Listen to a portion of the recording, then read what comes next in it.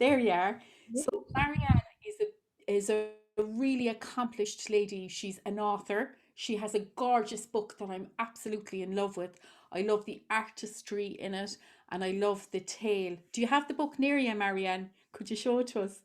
So I Sure. just want you to look at the gorgeous art in this book. Look at it. Isn't it beautiful? And she's resurrecting a tale there about Ronan and the mermaid, a beautiful tale from County Down. Look at that. An old story from Bangor where I'm from, and it's a legend of our saint. It's Yeah. the mermaid. So, Oh, that's great, Marianne. One yeah. of my favorite things during COVID was to hear Marianne read from that book. It was absolutely gorgeous. So Marianne has a great interest in resurrecting the history of the landscape of Ireland and the tales that hide in our stones and the walls, and we share that. We share that, Marianne. I love that too. So I'm going to let you off to tell a tale. It's great to see you for the second time in the Kerry Writers Museum. Please keep coming and please come to our festival as soon as we're all able to meet again. It's lovely to be here, Maria. Thanks so much. It's great to zoom down to Kerry and to see everybody else, and lovely to hear you, Colin, again.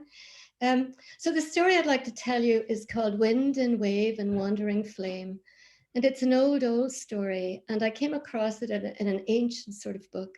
And I've never been able to find other references to it. But there was something just magical and different about this that I loved. And it's one of the old tales. Long ago in Ireland, when heroes fought with sword and spear, their weapons were made by the wise and mighty Lane the smith in his forge under the rainbow, high above the earth. Now, one day, he was putting the finishing touches to a great shield when didn't his hammer slip and go falling down to earth? It was the hour of sunset. The waves were high on the western coast, and Artan, son of Dulach, was coming home from hunting by the shore. He glanced up and he saw something hurtling towards him, and he reached out and caught it before it got buried in the sand. It was the great hammer, dimming and glowing in turn, as if there were living fire within. What are you? Said Artan. And like the whispering of the wind in a pine forest, the answer came back. The hammer of Lane the smith. But how may I give it back to him, said Artan, for unless the wind were to carry me up to the rainbow's edge, I cannot get to where he sits. And no sooner were the words out of his mouth than a strong gust of the south wind came and whooshed him up through mist and cloud and set him down on a green plain. And there beyond was the rainbow. Well, Artan walked along until he came to where Lane was standing outside his forge, and he handed the hammer to him. Lane took it and he put the finishing touches to the shield. And then he hung it up on the side of the rainbow, and its radiance glimmered and became the northern lights in the night sky. And only then did he turn to Artan. How came you here, Artan, son of Dulach? All I know, said Artan, is that I caught the hammer, and I asked the wind how I might get there, and it brought me here. Ah, said Lane, the wind obey the will of whoever holds the hammer. What would you like now as a reward for bringing it back to me? Would you like gold or power or the fairest maiden in all the world as your wife? I care not for gold, said Artan, and power must be won fairly. Then you shall have a maiden as fair as the sunrise, said Lane, and he reached out to that shield and he plucked a red gold rose from the center and gave it to Artan. Cast this rose onto the sea spray at sunrise and call out the name Darhel, and you shall have your reward. But before she is safely yours, she must first be lost and won back. And when you have searched in vain for her, call out my name on the sea coast, and I will send you help in the form of wind and wave and wandering flame to win her back. And then the north wind came and it picked up Arton and dropped him back down gently, back down to the coast where he had been before. And it left him there just an hour before sunrise. So he walked over to the edge of the water and he waited till the first glimpse of the sun came and hit the sea. And when it did, he cast the rose out on the spray and he called out, Darhill, Darhill. And her name echoed from rock to rock like a song. And there in front of him stood a maiden with the gold of the rose in her hair, the white of the sea foam on her skin, and the color of the sunrise in her lips and her cheeks. And he took her by the hand and led her back to his father's home, and the two of them singing with joy all the way. Now, not long had they been wed when Mirdu, Artan's half-brother, returned from a hunting trip.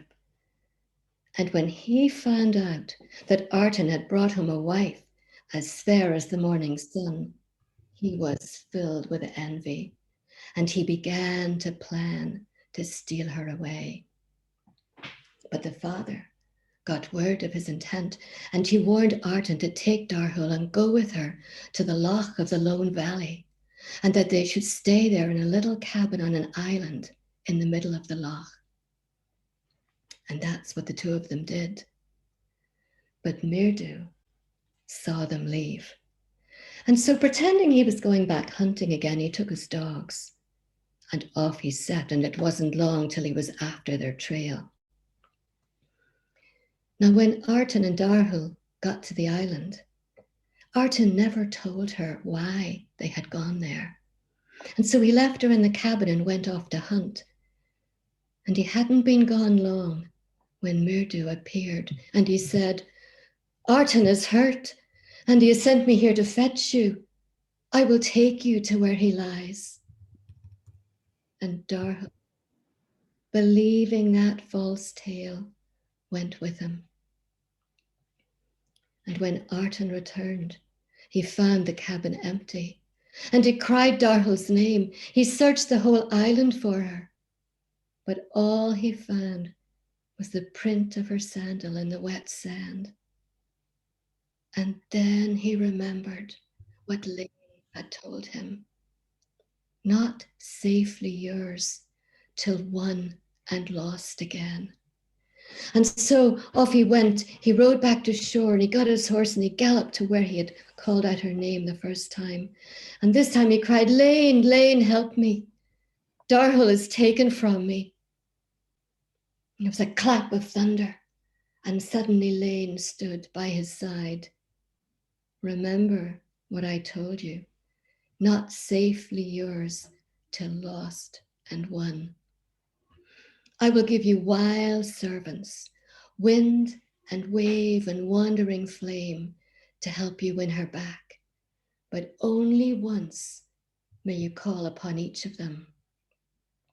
Now go, because Mirdu is taking her northwards, and he must not pass the white rocks, because if he does, wind and wave and wandering flame will have no power to help you. So Artan turned to the north, and not far in front of him, he saw a great cloud of dust rise up, for Mirdu had caused it to rise to hide his path. But Artan called to the wind, Wind, wind, go and scatter that dust. And the wind blew ahead, and it blew all the dust away. And then Mirdu took a handful of twigs from his pocket and threw them behind him, and where they fell, they turned into dead trees. But Artan was not dismayed, and he said, Flame, flame, rise forth and burn those trees to ashes. And the flames leapt in front till not a single bit of the trees were left. And then Mirdu took a knife from his pocket and threw it behind him, and where it fell, a great chasm opened up in the land, so deep that no horse or man could cross it.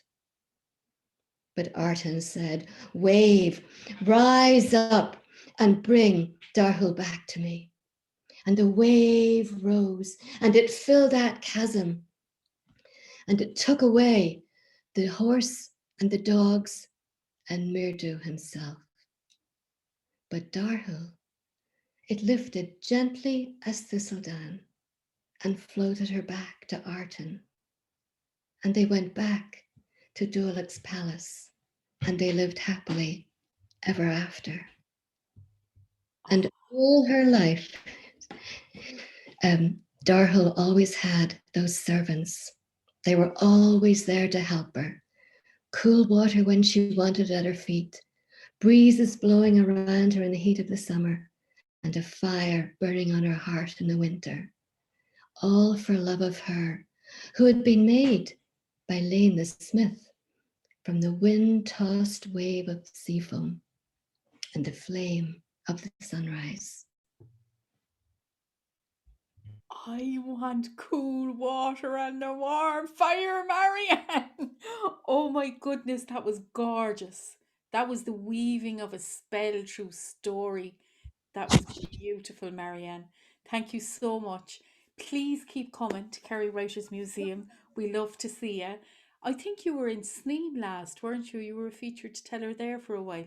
No, I don't think so. That was Oh, I've seen you at so many festivals. I get mixed up which festivals you were at, and you can see why. So, Marianne, that was gorgeous. Can't wait to see you in life again, And in the meantime, this is just beautiful to have your stories as a little thumbprint in our history. Really, thank you so much for that. That very was much for gorgeous. asking me, Maria. Thank you. Uh, Thank you. So